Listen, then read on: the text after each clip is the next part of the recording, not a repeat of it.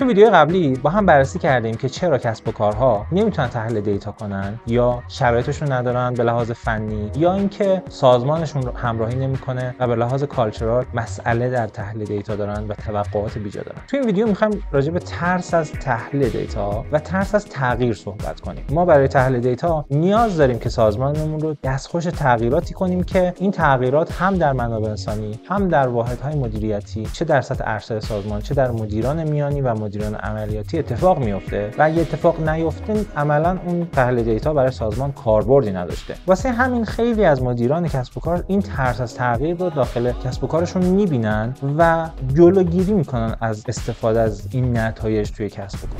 موضوع اولی که ترس از تغییر توی کسب و کار ایجاد میکنه، ترس از دست دادن کنترل برای تصمیم گیریه. خیلی از مدیران احساس میکنن که من دارم 20 سال یا 30 سال توی کسب و کارم انواع تصمیمات مدیریتی رو میگیرم، چرا باید مبنای تصمیم گیریمو تغییر بدم؟ من به اندازه کافی تجربه تصمیم گیری رو دارم و لازم نیست بر اساس دیتا تصمیماتمو بگیرم. این باعث میشه که احساس کنن با استفاده از نتایج تحلیل دیتا دیگه کنترل خودشون رو روی تصمیم گیری های مهم سازمان از دست میدن. اونها احساس میکنن که دیتا جواب مطلق براشون میسازه و جوابی که میسازه به طور کامل تمام منطقشون، تمام شهودشون و تجربهشون رو باید بذارن کنار و دیگه قرار نیست از اون منطق خودشون و شهود خودشون در تصمیم گیری در کسب و کار استفاده کنن و اون نتایج تحلیل دیتا اونها رو فورس میکنه در تصمیم گیری. تمام منطق، شهود و حتی مشورت رو در سازمان از بین میبره. این تفکر اشتباهیه، کاملا مایندست اشتباهیه راجع به استفاده از نتایج تحلیل دیتا در سازمان و ما نمیخوایم با استفاده از تحلیل دیتا منطقمون، شهودمون و تجربهمون رو بذاریم کنار. ما میخوایم ابزارهای تصمیم گیریمون رو، ابزارهای تصمیم سازیمون رو بهبود بدیم. از دیتا و از این نتایجش برای ولیدیت کردن، برای اعتبار سنجی شهود خودمون و تجربه خودمون و تصمیماتی که قرار بگیریم استفاده کنیم و باید دیتا با منطق و شهود شما کلابوریت داشته باشه که بتونید بهترین تصمیم رو بگیرید. دیتا به تنهایی نمیتونه جواب مطلق تولید کنه، همونطور که تجربه یا شهود شما به تنهایی نمیتونه مطمئن باشه از نتایج تصمیماتی که میگیرید. موضوع دوم ترس منابع انسانی از این تغییراته. اونها احساس میکنن که اگر نتایج تحلیل دیتا بیاد در سازمان و اگر از اون نتایج بخواد برای بهبود عملکرد و یا تشخیص عملکرد اونها استفاده بشه، امکان داره که عملکرد ضعیف اونها فاش بشه و مدیران متوجه عملکرد ضعیف اونها بشن. کار اشتباهی که میتونه در هر کسب و کار اتفاق بیفته رفتار پلیسی در قبال این موضوعه. یعنی ما به واسطه شفاف شدن عملکرد منابع انسانیمون و تیم‌های تحت مدیریت با اونها رفتار پلیسی داشته باشیم و اونها رو در واقع یا تنبیه کنیم یا جریمه‌های متنوعی کنیم یا حتی کار رو به اخراج برسونیم و اونجاست که منابع انسانی دیگه با ما همراهی نمی‌کنه و جلو این تغییر وای میسته. یادمون نباید بره که تحلیل دیتا توی کسب و کار نیازمند ورود دیتای تمیزه، نیازمند در واقع همراهی منابع انسانیه برای ما که ما مطمئن بشیم دیتامون داره درست، تمیز و بدون مشکل وارد سیستم میشه. پس باید منابع انسانی همراه باشه توی این فرایند. ما باید تیم هامون رو، کالچر سازمانمون رو بر اساس رشد و بر اساس یادگیری و آموزش برای منابع انسانی ایجاد کنیم که اونها بتونن عملکردشون رو بهبود بدن، نه اینکه با رفتار پلیسی اونها رو در واقع از میدون خارج کنیم یا در واقع تنبیهاتی کنیم که منابع انسانی جلوی این تغییر مقاومت کنه. مورد سوم، ترس از جایگزین شدن منابع انسانی با هوش مصنوعی یا تحلیل دیتا است. این که میگیم هوش مصنوعی یا تحلیل دیتا عموما دو چیز متفاوت از هم نیست و در هم تنیده شده، اما ممکنه تعاریفش در بین سازمان‌های مختلف، در بین متخصصین مختلف متفاوت باشه. توی این سازمان‌ها احساس میشه که تمام تغییراتی که منابع انسانی میتونه ایجاد کنه، تمام تأثیراتی که منابع انسانی میتونه ایجاد کنه رو قرار حذف کنیم و قرار دیگه از اونها استفاده نکنیم و AI قرار جایگزین اونها بشه و سازمانمون میخواد به طور کلی تکنولوژی منابع انسانیش رو در مقام دوم قرار بده و از AI در مرحله اول توی هر کاری استفاده کنه. این باعث میشه که هم منابع انسانی هم مدیران ارشد سازمان مقاومت کنن در برابر این تغییر. و ما برای اینکه بتونیم این موضوع رو برطرف کنیم باید این فرهنگ رو در سازمان ایجاد کنیم که هوش مصنوعی، تحلیل دیتا و تمامی این تکنولوژی‌های جدید باید در یک تعامل سازنده با منابع انسانیمون باشه، با تیم هامون باشه، با در واقع ساختار و استراکچر کلی سازمانمون باشه و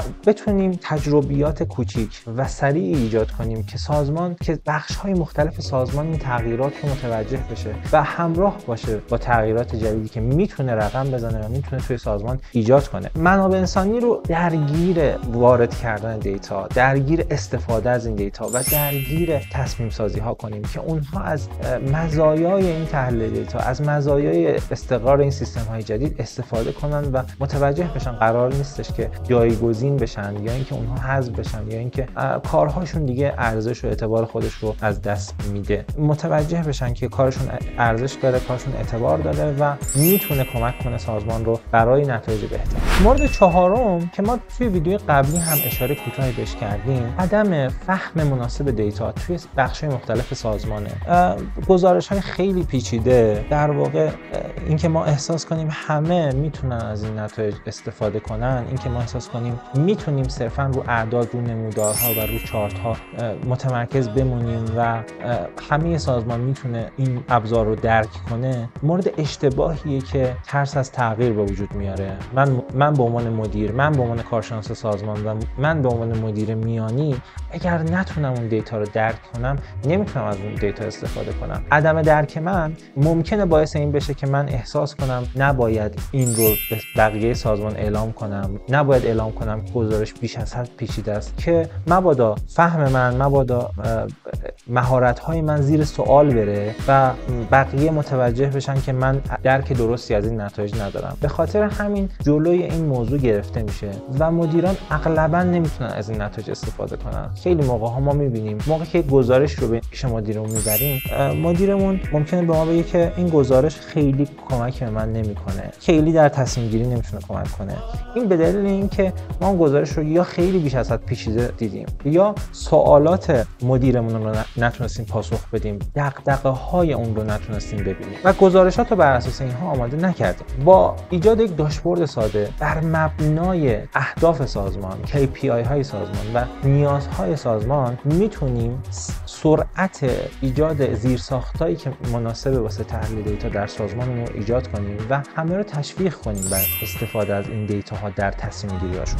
مورد پنجم و مورد آخر، ترس از شفافیت زیاده، چه در منابع انسانی چه در مدیران ارشد و عملیاتی. این ترس وجود داره. این ترس در منابع انسانی شکلش اینطوریه که با ایجاد ترانسپرنسی زیاد، با ایجاد شفافیت زیاد، مایکرو منیجمنت در ساختاری که توش حضور داره زیاد نشه. مدیر بیش از حد دخالت نکنه در کارهایی که کارشناس یا مدیران میانی دارن انجام میدن. از اون ور مدیران ارشد احساس میکنن که با ایجاد شفافیت زیاد دیتاهای اساسی و دیتاهای مهم سازمانشون خارج از سازمان ممکنه بره و امنیت سازمانشون و امنیت در واقع آینده شغلیشون خطر بیفته. ایجاد یک زیرساخت مناسب میتونه کمک کنه که دسترسی‌های مناسبی رو ما به بخش‌های مختلف سازمان ایجاد کنیم و هر بخش متناسب با میزان تصمیم گیری و میزان کاری که انجام میده دیتای مد نظر خودش رو تحویل بگیره و نتایج مد نظر خودش رو بتونه استفاده یا تولید کنه و دیگه دیتاهای حیاتی در کل سازمان منتشر نشه. از اون ور هم